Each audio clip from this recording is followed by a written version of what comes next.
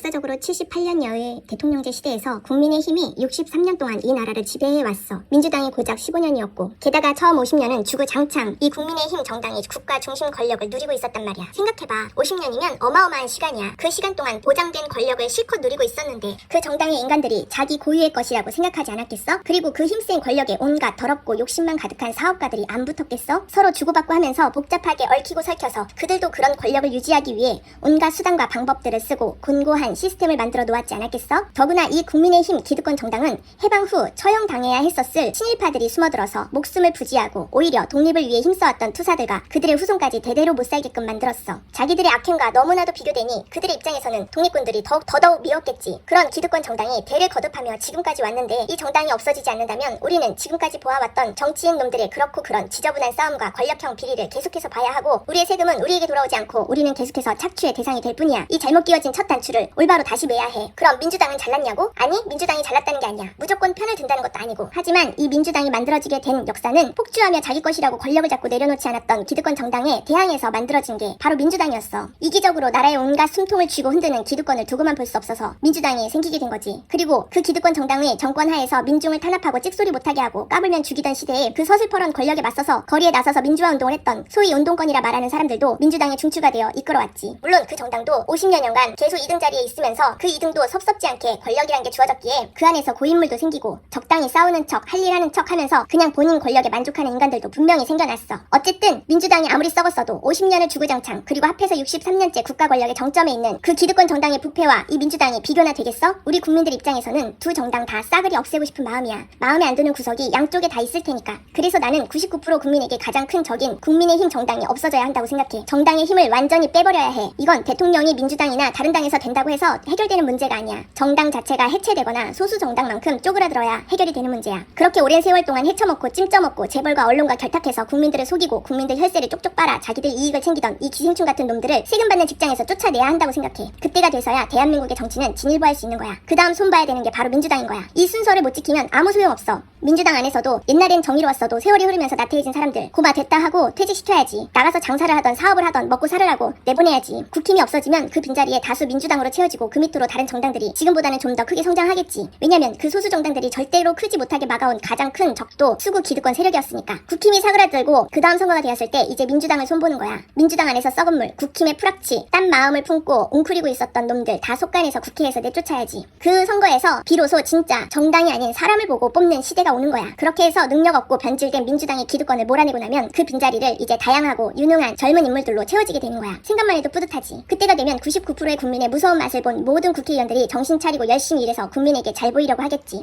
정치에 대해서 논하지 마라. 정치 얘기는 함부로 하는 거 아니다라는 통념 또한 국민을 개돼지로 알고 그저 착취의 대상으로만 알던 수구 기득권 정당에서 내세웠던 주장이야. 거기에 휘말릴 것 없어. 우리로 하여금 정치를 멀어지게 해서 자기들이 더욱더 손쉽게 대놓고 헤쳐먹기 위한 수단이었으니까. 어린아이도 정치에 대해서 얘기할 수 있어야 하고 어느 곳에서나 거리낌 없이 싸우지 않고 정치에 대해서 얘기할 수 있어야 돼. 위에 말한 것들이 이뤄지지 않으면 우리는 계속 엎치락뒤치락 뉴스에서 맨날 싸우는 국회 모습만 보고 가짜 뉴스에 속고 우리가 내는 세금은 엉뚱한 곳에 기득권 좋은 일 시켜주고 대기업은 계속해서 국가의 사업들을 포식해 갈 거고 우리는 일개 노동자로서 그야말로 공장의 부품처럼 일만 하고 일에 대한 대가는 제대로 쥐어지지 못한 채 그리고 사회적으로는 더욱 병들어가는 인간성의 사회 속에서 살게 될 거야. 아무 희망이 없는 세상이지. 착취당하기 싫으면 머리를 써야 돼. 개돼지 취급받기 싫으면 우리의 힘을 보여줘야 해. 국회의원은 역사적 법적 결과물로 명백한 국민의 대표입니다. 그런데 주권자인 국민의 한 사람 한 사람은 국회의원을 나의 대표로 인식하지 못하는 경우가 많습니다. 민주주의를 파괴한 쿠데타 세력과 기득권 세력이 정치와 정치인들을 공격해서 그 반사 이익으로 자신들의 권력을 세우고 지키기 위해 악의적으로 만들어 유포시킨 것입니다. 역사적으로 쿠데타 세력은 무능하고 부패한 정치인들에게 나라를 맡길 수 없어 부득이하게 나섰다고 강변했습니다. 정치를 파괴하여 독재 권력을 극대화하고서 가장 선명한 정치 권력자인 대통령 자신은 정치를 초월해서 국민을 위해 일하는 존재인 것처럼 포장하여 군림하고 영원한 권력을 누리고자 획책했습니다. 이 불행한 군부 독재의 현대사 속에서 떡고물을 챙긴 재벌, 관료, 언론 등 수구 기득권 세력은 반정치주의가 기득권을 유지시키는 데 유용한 도구라는 것을 알아차리고 그 이데올로기를 유포하여 국민을 감염시키는 데 적극적으로 나섰습니다. 수구 기득권 세력의 완강한 유지로 이어질 수밖에 없는 반정치 담론에 많은 국민들이 현혹되고 있다는 점은 너무도 안타까운 일입니다. 나쁜 정치와 못된 정치인을 국회에서 몰아내기 위해서라도 지역구 의석수에만 집착하는 기득권의 정치를 내려놓아야 합니다. 내 한 표가 나를 대표하는 국회의원을 뽑고 국회를 통해 나라의 미래가 설계되고 있다는 정치적 효용을 느낄 수 있도록 해야 합니다.